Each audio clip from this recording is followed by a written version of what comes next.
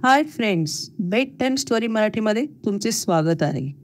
आज मी तुम्हाला जी गोष्ट सांगणार आहे तिचे नाव आहे हत्ती आणि हारवाला. एका गावात रानू काका नावाचे माऊत राहत होते. माऊत म्हणजे हत्तीला सांभाळणारे, हत्तीचे ट्रेनर. त्यांच्याकडे एक हत्ती होता ज्याला ते प्रेमाने गजू म्हणायचे. गावातील लहान मुले आणि मोठी माणसे त्याला गजूच म्हणायचे. तो सगळ्यांचा लाडका हत्ती होता.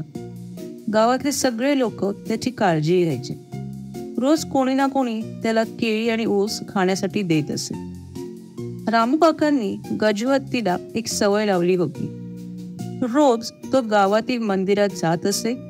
तेथे मंदिरापाशी एक फुलवाला फुले विकायचा.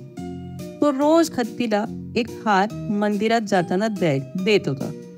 गजू हत्तीला पण तो हार सोंडेत धरून डोलत डोलत मंदिरात जाऊन देवाच्या गळ्यात घालत असायचा.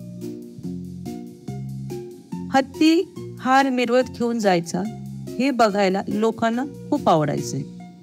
हत्तीचे रोज न चुकता देवाला हार घालणे सगळ्यांना फार आवडायचे.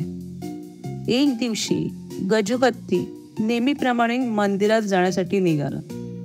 त्याला रस्त्यात फुलवाला दिसला. तो नेहमीप्रमाणे तिथे थांबला. पण आज फुलवाल्याचे लक्षच नव्हते गजू हत्तीकडे, कारण फुलवाल्याची 2 दिवसापासून फुले विकली जात नव्हती. 2 दिवस त्याने सगळी फुले फेकून दिली होती.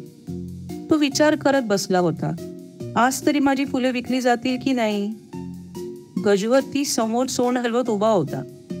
गजू हत्तीला काही कळेना, हा मला हार का बरं देत नाही. त्याने त्याची सोंड फुलवाल्याजवळ नेली. तेव्हा फुलवाल्याचं लक्षात आले, गजू हत्ती हार घेण्यासाठी उभा आहे. त्याच्या हातात हार ओवण्याची सुई होती. फुलवाल्याला काय झाले काय माहित, त्याने ती हार ओवायची सुई गजू हत्तीच्या सोंडात जोरात टोचली. बिचारा गजू हत्ती सुई टोचल्याने एकदम मागे झाला आणि त्याला वाईट वाटले. माझी काय चूक झाली, या फुलवाल्याने मला सुई टोचली. मी तर हार घेण्यासाठी उभा होतो ना.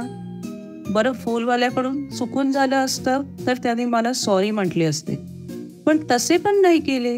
अजून माझ्याकडे बघून दुसरीकडे बघायला लागला. ठीक आहे, मी तर याला धडा शिकवणार. धडा शिकवणार म्हणजे टीट फॉर टॅट, जशाच तसे. गजू हत्ती तिथून निघाला. मंदिराच्या बाजूला एक पाण्याचा छोटा तलाव होता. त्या तलावाच्या बाजूला थोडे चिखलाचे पाणी होते. चिखलाचे म्हणजे मड वॉटर. हत्तीने ते पाणी सोंडेत घेतले आणि परत फुलवाल्याच्या दुकानासमोर जाऊन उभा राहिला. फुलवाल्याला वाटले, अरे हा परत आला, सुई टोचून पण काही उपयोग नाही झाला असे म्हणून तो परत सुई शोधू लागला. तेवढ्यात गजू हत्तीने ते चिखलाचे घाणेरे पाणी फुलवाल्यावर, फुलांवर आणि हारांवर फवारले म्हणजे स्प्रिंकल केले. फुलवाल्याचा सगळा माल खराब झाला. स्वतः तो चिखलाने पण भरला आणि हे करून गजू हत्ती निघून गेला आणि त्याने ठरवले, आता कधीच या फुलवाल्याकडे यायचे नाही. फुलवाल्याला पण स्वतःची चूक समजली. तर फ्रेंड्स, काय समजले तुम्हाला, की आपला राग उगाचच कोणावर काढू नये. स्वतःचे प्रॉब्लेम स्वतः सॉल्व्ह करायचे, नाहीतर फुलवाल्यासारखे नुकसान होईल बरं का. Thank you, bye.